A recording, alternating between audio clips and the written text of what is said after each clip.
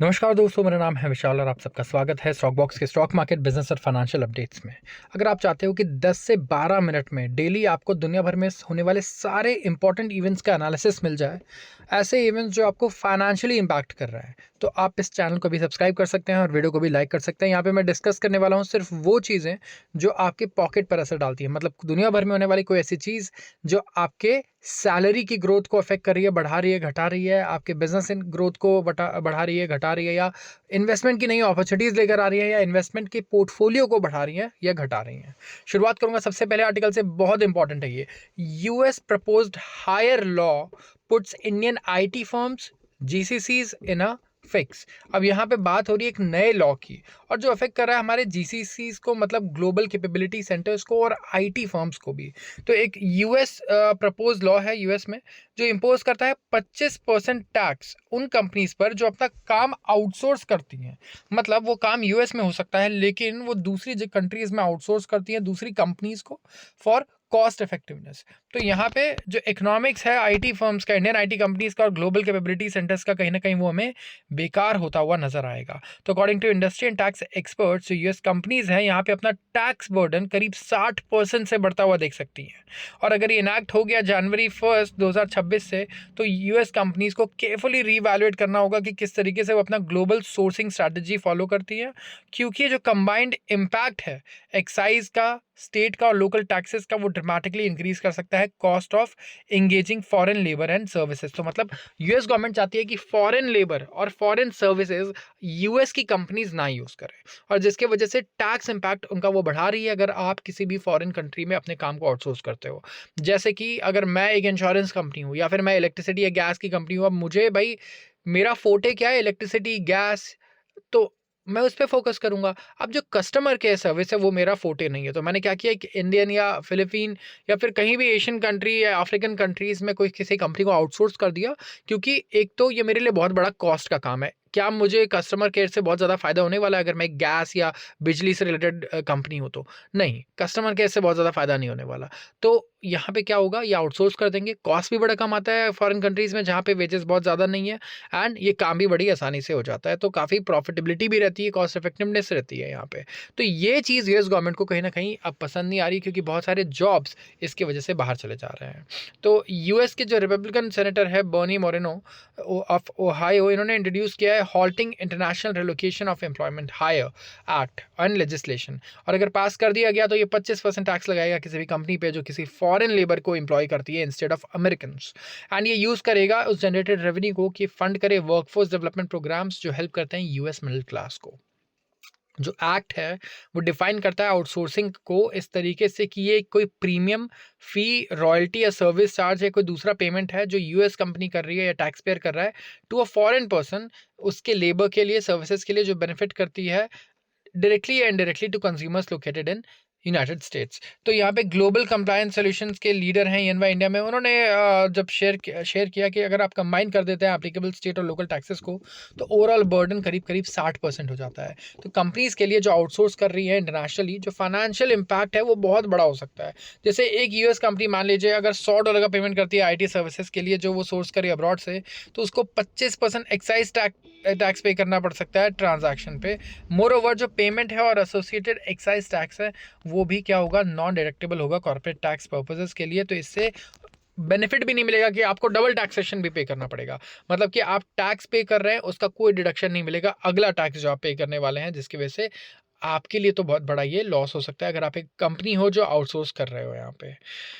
तो कहीं ना कहीं अगर आप टैक्स करोगे डिजिटल सर्विसेज को भी अंडर ट्रेडिशनल फ्रेमवर्क्स, ये भी बहुत कॉम्प्लेक्स होने वाला है और ऑफन इम्प्रैक्टिकल रहने वाला है। तो कोई भी ऐसा मूव जो है ये रिस्क करता है कि आप डिस्करेज कर दोगे इनोवेशन को, वीक कर दोगे ग्लोबल कोलैबोरेशन को, और डोमेस्टिक कैपेबिलिटीज को भी आप कहीं ना कहीं और वीक ही करोगे, ना कि स्ट्रेंथन करोगे। तो इंडियन आईटी जो है वो रेजिलेंट है, वेल पोजिशन है कि इस तरीके की डाइवर्सिफिकेशन, इस तरीके की चीज़ों को के अगेंस्ट वो अडाप्ट कर सकता है through diversification, innovation and artificial intelligence, इनका कहना है। ऑल्दो ये कह तो रहे हैं but it is going to be a very big setback अगर ऐसा कुछ होता है। तो जो प्रपोज्ड हायर एक्ट है इसने काफ़ी बड़े कंसर्न्स ट्रिगर किए हैं, एंड वेरी अनलाइकली है कि इवन ये वोट पर भी आ सकता है। तो देखिए मैं ये डिस्कस कर रहा हूँ आपसे, लेकिन आपको ये ऐसा नहीं देखना है कि ये कहीं पास होने वाला है, ये पार्लियामेंट से पास अभी नहीं होने वाला, आप मान के चलो ऐसा 0.0001% चांस है कि ये वोट के लिए भी आएगा वहाँ के हाउस में, बट स्टिल किसी ने प्रपोज किया है तो ये और पॉपुलैरिटी गेन कर सकता है। अगर ये पॉपुलैरिटी गेन करता है ना, तो इसके बेसिस पे गवर्नमेंट्स काफ़ी कुछ कर सकती हैं, ठीक है। अगर ये पूरी तरह से नहीं इनैक्ट होता है तो कुछ ना कुछ ऐसी चीज़ें और रेगुलेशंस आ सकती है, क्योंकि गवर्नमेंट हमेशा पॉपुलिस्ट चीज़ें देखती हैं, क्या है लोगों को सबसे ज़्यादा पसंद क्या आ रहा है, इलेक्शंस जीतने में उनकी क्या मदद कर रही हैं। एंड अगर ये है ऐसा पॉपुलिस्ट मेजर तो anything can happen. Although US में जो लॉबिंग है वो बहुत स्ट्रांग है कॉरपोरेशंस की, आईटी कंपनीज की स्पेसिफिकली, तो ऐसा कुछ होना बड़ा डिफिकल्ट लगता है जिससे आईटी कंपनीज को स्पेसिफिकली काफ़ी नुकसान हो। एंड इसीलिए ये होना इज़ वेरी, मतलब मैं बोलूँगा नहीं क्योंकि वो ये चीज़ें जिंक्स होती हैं, बट इट्स ऑलमोस्ट कि ये बिल्कुल इमेजिनरी है, ये होना बहुत टफ है। किसी इसी ऐसे टाइप का इंसान कर सकता है जो बहुत ज़्यादा आप कह सकते हो कि पॉपुलर चीज़ें करना चाहता है, पॉपुलर होना चाहता है। तो यहाँ पे लेट्स सी क्या ये हाउस में वोटिंग के लिए आता है यूएस के या नहीं आता है। सबसे पहले हमारा ओवरऑल कंसर्न यही रहने वाला है। अब स्टील सेक्टर के लिए एक बढ़िया खबर है। क्या खबर है स्टील सेक्टर के लिए, मैं बताता हूँ आपको। गवर्नमेंट प्लान कर रही है relief package tariff hit steel sector के लिए। तो गवर्नमेंट प्रिपेयर कर रही है कि एक रिलीफ पैकेज लाया जाए इंडस्ट्रीज के लिए जिनके ऊपर यूएस टेरिफ का इम्पैक्ट पड़ा है। तो यहाँ पे स्टील और एल्यूमिनियम सेक्टर, ये दो ऐसे सेक्टर्स हैं जिनके ऊपर स्टार्टिंग में ही काफ़ी असर पड़ गया था और पहले ही टैक्सेशन टेरिफ्स इनके ऊपर लग चुके थे। तो इन रिस्पॉन्स टू जो 50% का टेरिफ लगा है by US on Indian goods, ये डिस्कस कर रहे हैं कि किस तरीके से एक पैकेज बनाया जाए जो बेनिफिशियल हो एंटायर इंडियन इंडस्ट्री के लिए। तो यूएस एडमिनिस्ट्रेशन ने क्या कहा था कि अप टू 50% ये टैक्स लगा देंगे जो भी स्टील या एल्यूमिनियम यूएस में इंपोर्ट होता है बाहर से। तो कहीं ना कहीं यहाँ पे ऑफकोर्स हमारे को ज़्यादा फर्क पड़ा नहीं, क्योंकि 0.1 मिलियन टन का हमारा एक्सपोर्ट रहता है। और सॉरी, हाई टैरिफ की वजह से क्या हो सकता है, इंजीनियरिंग और ऑटो कंपोनेंट गुड्स इनको फर्क पड़ सकता है, जिसकी वजह से स्टील डिमांड में फर्क आएगा। तो स्टील डिमांड पे डायरेक्टली फर्क नहीं पड़ रहा है, लेकिन क्योंकि बहुत सारे ऐसे गुड्स जो हम एक्सपोर्ट करते हैं यूएस में, अब शायद वो स्लो डाउन हो जाए वहाँ पे या फिर काफ़ी नीचे चला जाए वॉल्यूम, उसकी वजह से स्टील इंडस्ट्री और एल्यूमिनियम इंडस्ट्री को काफ़ी ज़्यादा फर्क पड़ेगा। तो इनडायरेक्टली टेरिफ ही इन्हें हर्ट कर रहा है। तो जो टेरिफ एस्केलेशन है वो लीड कर सकता है to dumping of excess steel. इससे क्या होगा, डंप होगा और डोमेस्टिक मार्केट में इसके प्राइस भी बहुत नीचे आ सकते हैं इस टाइम पे स्टील के। तो कहीं ना कहीं ट्रेड फ्लो डिस्टॉर्ट होगा और कंपनीज का नुकसान हो सकता है। तो अलॉन्ग साइड जो डोमेस्टिक मेजर्स हैं, गवर्नमेंट यहाँ पे पुश कर रही है ट्रेड नेगोशिएशंस अब्रॉड, और इंडिया करेंटली फाइनलाइज कर रहा है terms of reference of free trade agreements with few countries. तो आनंद का ये भी कहना है कि जो ट्रेड टॉक्स चल रहे हैं इस टाइम पे यूरोपियन यूनियन के साथ, ये भी इसमें भी तेजी आई है। एंड हम ऑलरेडी नेगोशिएट कर रहे हैं फ्री ट्रेड एग्रीमेंट ईयू के यूरोपियन यूनियन के साथ, एंड ट्राई कर रहे हैं कि कंप्लीट करें negotiation as early as possible. तो यहाँ पे यूरोपियन यूनियन का जो कार्बन बॉर्डर एडजस्टमेंट मैकेनिज्म है, ये भी one of the most important issues रहने वाला है, ठीक है। क्योंकि यूरोपियन यूनियन में, यूरोपियन कंट्रीज़ में ऐसे रेगुलेशंस आ रहे हैं जो कह रहे हैं कि यार देखो, आप बहुत ज़्यादा पोल्यूशन अगर कर रहे हो इस गुड्स को प्रोड्यूस करने में, तो कहीं ना कहीं इसके लिए एक अलग से कार्बन टैक्स होना चाहिए आपके ऊपर, ठीक है। तो ये एक बहुत बड़ा इशू है, राइट। एंड स्पेसिफिकली अगर आप देखोगे तो यहाँ पे यूके के साथ भी हमारा फ्री ट्रेड एग्रीमेंट अभी साइन हुआ है, जहाँ पे कार्बन बॉर्डर टैक्स जो था, ये इसके बारे में भी हमने डिस्कशन की है। जो कार्बन बॉर्डर एडजस्टमेंट मैकेनिज्म है, यूके के साथ डिस्कशन हुई इसके। अगर ऑस्ट्रेलिया वगैरह के साथ या किसी और कंट्रीज़ के साथ भी ऐसा होता है जो डेवलप्ड नेशंस है, तो आई कैन गारंटी ये वहाँ पर भी ज़रूर डिस्कस होगा। तो ये एजेंडा इस टाइम पे पूरी दुनिया भर में है, डेवलप्ड कंट्रीज़ में स्पेसिफिकली, जो यहाँ पे कार्बन एमिटिंग जितने भी सेक्टर्स हैं या फिर इंडस्ट्रीज़ हैं, उनको पनिश करना चाहता है थ्रू आप कह सकते हो टैक्सेस या टेरिफ्स, एंड प्रमोट करना चाहता है जो भी ग्रीन एनर्जी है या फिर ग्रीन स्टील है, मैं कहूँगा उनको। अब बात करूंगा अगले आर्टिकल की, और यह है ग्रीन हाइड्रोजन के बारे में। अच्छा, आप लोग ईवी पे बहुत बुलिश होंगे, बहुत लोगों ने ईवी में इन्वेस्ट करके पैसा कमा लिया होगा, लेकिन ग्रीन हाइड्रोजन को लेकर के बहुत कुछ नहीं होते ऑल्टरनेटिव्स अगर इन्वेस्टमेंट की बात की जाए तो, राइट। तो यहाँ पे ग्रीन हाइड्रोजन कहा जा रहा है कि कॉस्ट कर सकता है सिर्फ $2 पर kg बाय 2032, ये कहना है मिशन डायरेक्टर का।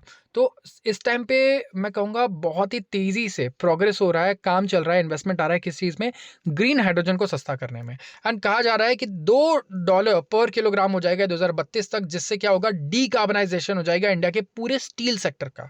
ठीक है, तो ग्रीन हाइड्रोजन यहाँ पे क्या किया जा रहा है, यहाँ पे देखा जा रहा है की सोल्यूशन है कि वो डीकार्बनाइजेशन कर सकते हैं सेक्टर्स में, जैसे हैवी इंडस्ट्री, स्टील, रिफाइनरीज जहाँ पे नेचुरल गैस यूज किया जाता है या फिर पेट्रोल डीजल यूज किया जाता है, ये सारे मतलब कन्वेंशनल चीजें यूज की जाती है जो बहुत ज्यादा पोल्यूशन करती हैं। ठीक है, तो जैसे मैंने बोला ना ग्रीन स्टील, तो स्टील को बनने में कितनी एनर्जी लगती होगी आप सोचो, राइट। आप स्टील बना रहे हो, प्रोसेस कर रहे हो, कितना ज़्यादा एनर्जी चाहिए, टेम्परेचर कितना ज़्यादा मेंटेन करना पड़ता है, तो इन सारी चीज़ों के लिए एनर्जी कहाँ से आएगा, राइट। आप फॉसिल फ्यूल बर्न कर रहे हो। लेकिन अगर आपके पास हाइड्रोजन जैसी चीज़ें हैं, ग्रीन हाइड्रोजन है, तो कहीं ना कहीं आप बिना पोल्यूशन किए पूरे बड़े बड़े प्लांट्स को आप और बड़े बड़े प्रोसेसेस को क्या कर सकते हो, आप एनर्जी दे सकते हो, पावर कर सकते हो without announce of carbon emission. तो यूरोपियन यूनियन जो है वो करने वाला है कार्बन टैक्स। ठीक है, ऐसे हम कहते हैं कार्बन बॉर्डर एडजस्टमेंट मैकेनिज्म, और ये लागू होने वाला है 1 जनवरी 2026 से। तो यहाँ पे इंडियन स्टील और एल्यूमिनियम और सेवरल अदर जो कार्बन इंटेंसिव गुड्स हैं उनको काफ़ी फर्क पड़ेगा, क्योंकि पोल्यूशन काफ़ी करते हैं।